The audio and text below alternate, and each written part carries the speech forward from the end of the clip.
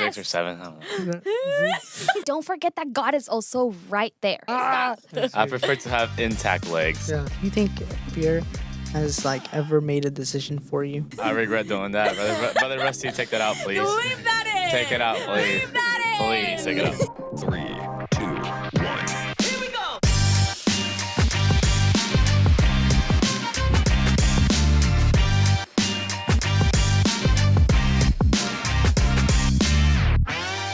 Are you living in fear or are you living in confidence? Welcome back to Another Day, Another Way podcast where we get real about college, young adult life, and where every day we try to live in a better way. My name is Marlon. My name is Fernanda. My name is Julia. And I'm José. Woo! Wait, is it? There you go. We have our first guest at ADAW. Thank you, Julia, for joining us. Yeah, thank you for having me. Of course. It's good to have you here, Julia. We're going to start this episode off with one question. Are we living in fear or are we living in confidence? So what do you think people our age, some young adults would say that are fears that they deal with? Ooh. I'm not scared of it, but spiders, I don't mess with them. Spiders? I'm not scared though, trust. Okay, I'm not scared. You're not Don't mess with scared? them, but I'm not scared. I don't like them. That's crazy. I think something that young adults might be afraid of is, am I going to find the person I'm going to marry, or am I going to stay single for the rest of my life? I think that's a big one. Yeah. I don't know. What do you think? For me, it was, I guess, the fear of not fitting in. Or, like if a group of people or just one person would, like, come up to me and try to talk, I would try to appeal to them, I try to fit in, You want to be liked by everyone. Yeah. Okay. It's like, bro, you did you see the game? I was like, oh yeah, bro. Like, I saw it. It was a crazy game. I didn't even see the game. I just try to fit in, So, You weirdo. I see. I wanted to fit in with a group. Like if it's a group of girls, I didn't want to be the odd one out. So I understand. Yeah.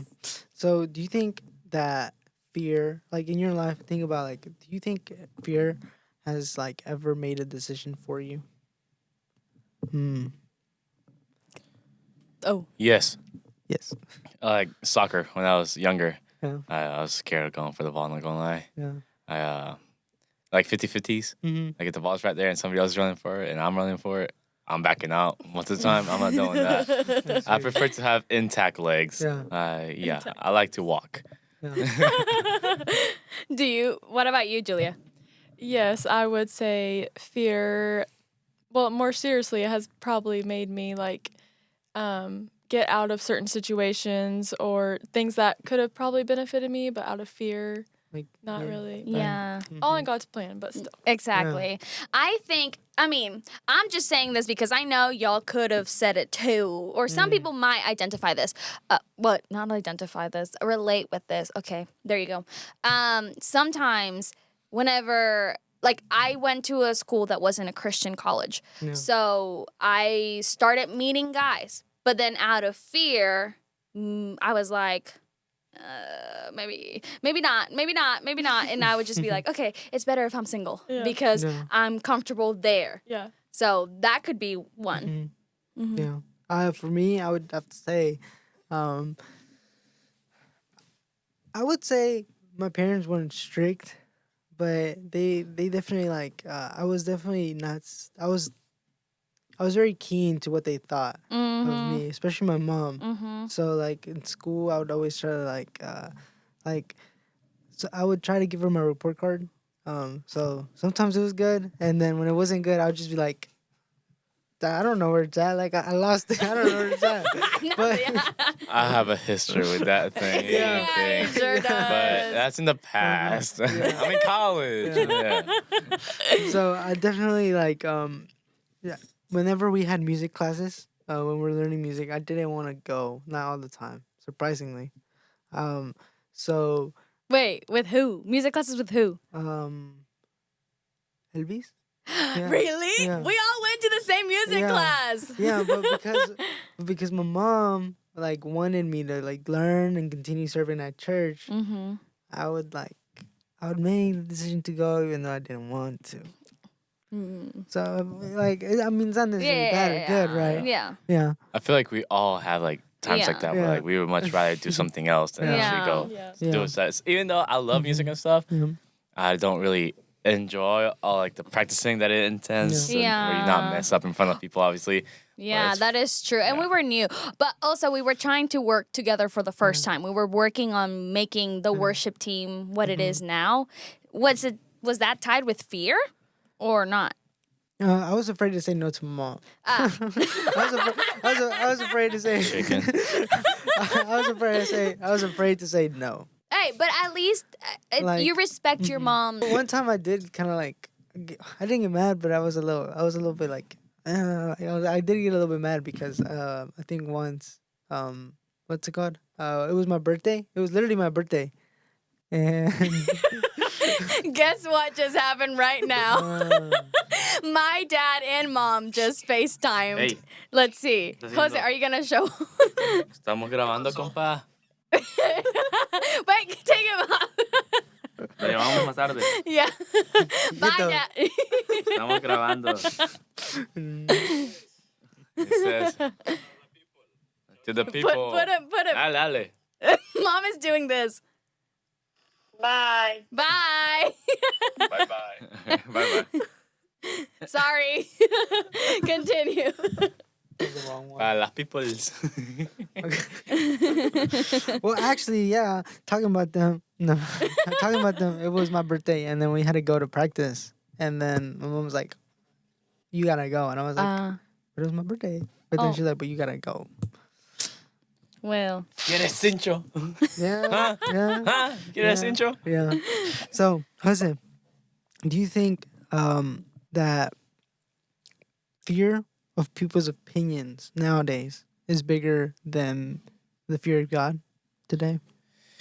Yes, I feel like with people, like especially like with your friends, since they're like right there next to you and you see them every single day, it's so much easier to be like, if I do this and they think it's like weird or they're not gonna like it, I'm not gonna do it because they're right here and it's gonna affect me for tomorrow and the day Yeah, after yeah. that and like the rest of the year. And I think that's way easier compared to even though like Jesus and like God, He knows everything. And I know that. He knows everything every single time I mess up and everything. But the big difference is like we can't see it with our eyes because sometimes we tend to be just simple-minded people. And we forget that there's people or there's God that's way higher than everything else.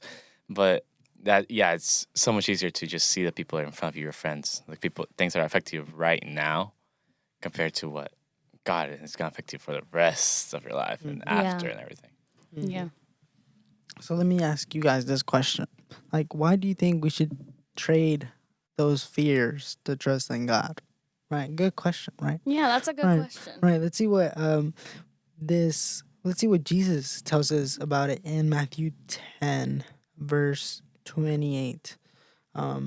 So Julia, if you didn't know, we have been going over this book, and previously I think Fed told us that Jesus is sending out his disciples, and he's basically saying that they're going to be persecuted and they're going to be like, it's not going to be easy. And so he's telling them, you have to be wise, you have to be basically like, you have to be like serpents, be as wise as serpents, as gentle as doves. And so let's see what it says. He says, verse 28, and do not fear those who kill the body but cannot kill the soul. Rather fear him who can destroy both soul and body in hell. And are not 2 sparrows sold for a penny, and not one of them will fall to the ground apart from your Father. But even the hairs on your head are all numbered. Fear not, therefore you are more valuable than any sparrow.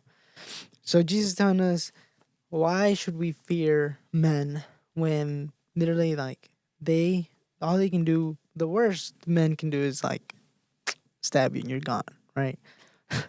For God. Sure. He's throwing God. Right. That's the thing they can do, right? Yeah, I mean, you say that because you have your confidence of where you will say that, Yeah. where you will Well, go. That is true. I mean, yeah, that is true. But we see that God is telling them, like, even he compares us to a sparrow, which back then you could like sell for a cent or like like $1, something like that. So And- something not valuable. Yeah, something it's not very valuable. It's like not Yeah. valuable. He tells us how does God not know that whenever one falls, he knows. He knows when it falls. And if he knows that if he puts so much attention and care into these the birds, how much does he not care for us, right? And so he's saying that he knows every detail of our life. He knows even the stuff we don't notice. He says he knows the number of hairs that's on our head. Like, that's crazy. Like, Jose, you got like a good 5. A good 5,000. Yeah, I think you're right. About 5. A good 5,000. Maybe 6 or 7. I don't know. Not Julia. That's crazy. That's crazy. Julia knows. She's got jokes. So why would you say that we should trade our fears to trust in God? Because he knows us best. He knows us even more than what we know ourselves. Or maybe your significant other. You think that the person that you spend the most time with knows you? Well, God knows you even more, and he cares so much to the point that he knows not only how many hairs, but he also knows what triggers you. And he's there to comfort you.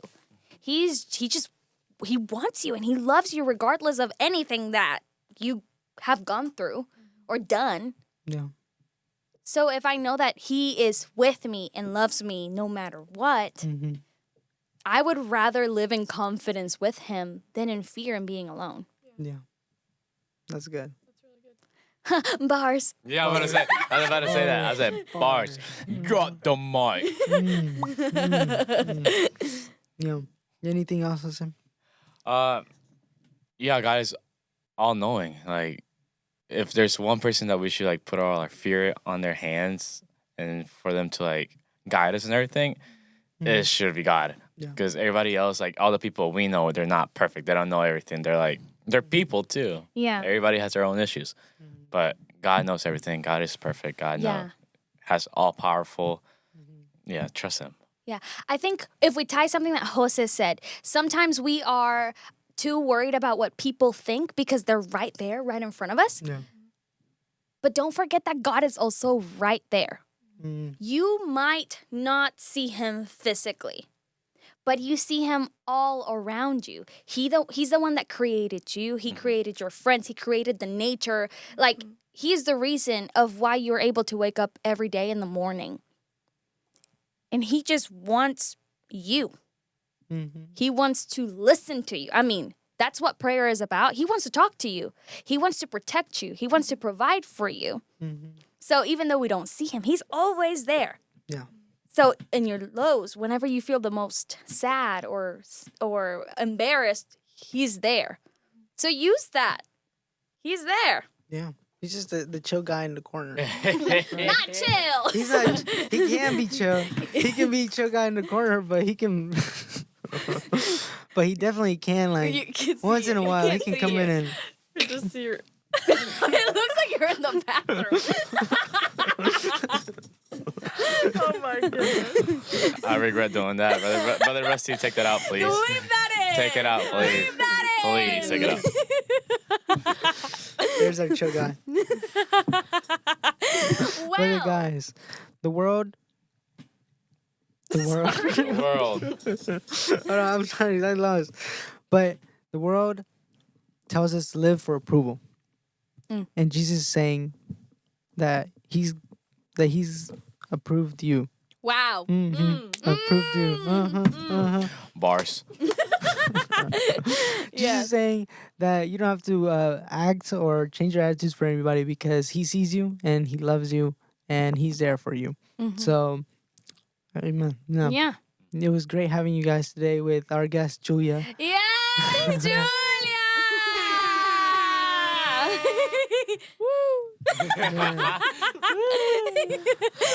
Okay, if you guys want to see us again, you can tune in next Friday at 10 a.m. Find us on TikTok, YouTube. ADAW podcast. Yeah, Instagram. Instagram, ADAW Podcast. Capital ADAW and then podcast. There you go. We are so thankful that you stayed and watched this video, and we hope that you have an amazing day. See you next week. See you next Friday. Bye.